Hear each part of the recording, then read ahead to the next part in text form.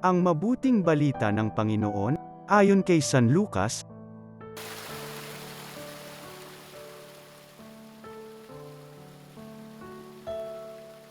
Noong panahong iyon, may isang eskribang lumapit kay Jesus upang siya'y subukin. Guro, aniya, ano ang dapat kong gawin upang magkamit ng buhay na walang hanggan? Sumagot si Jesus, ano ang nakasulat sa kautusan? Ano ang nababasa mo roon? Tumugon siya, ibigin mo ang Panginoon mong Diyos ng buong puso, ng buong kaluluwa, ng buong lakas, at ng buong pag-iisip, at ibigin mo ang iyong kapwa gaya ng iyong sarili. Tama ang sagot mo, wika ni Jesus. Gawin mo yan at mabubuhay ka. Sa hangad ng eskriba na huwag siyang lumabas na kaiyahiya, tinanong niya uli si Jesus, sino naman ang aking kapwa? Sumagot si Jesus, may isang taong naglalakbay buhat sa Jerusalem patungong Jericho.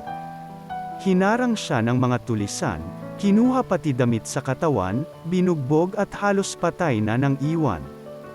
Nagkataong dumaan doon ang isang saserdote at pagkakita sa taong nakahandusay, siya'y lumihis at nagpatuloy ng kanyang lakad. Dumaan din ang isang Levita, ngunit tiningnan lamang niya ito at nagpatuloy ng kanyang lakad. Ngunit may isang Samaritanong naglalakbay na naparaan doon. Nakita niya ang hinarang at siya'y nahabag. Lumapit siya, binusan ng langis at alak ang mga sugat nito at tinalian. Saka isinakay ang tao sa kanyang sinasakyang hayop, dinala sa bahay panuluyan, at inalagaan doon. Kinabukasan, dumukot siya ng 2 denaryo, ibinigay sa may-ari ng bahay panuluyan at sinabi, alagaan mo siya, at kung magkano man ang kakulangan niyan, babayaran ko sa aking pagbabalik. Sino ngayon sa palagay mo ang nagpakita ng kanyang pakikipagkapwa sa taong hinarang ng mga tulisan? Tanong ni Jesus. Ang nagpakita ng habag sa kanya, tugon ng eskriba.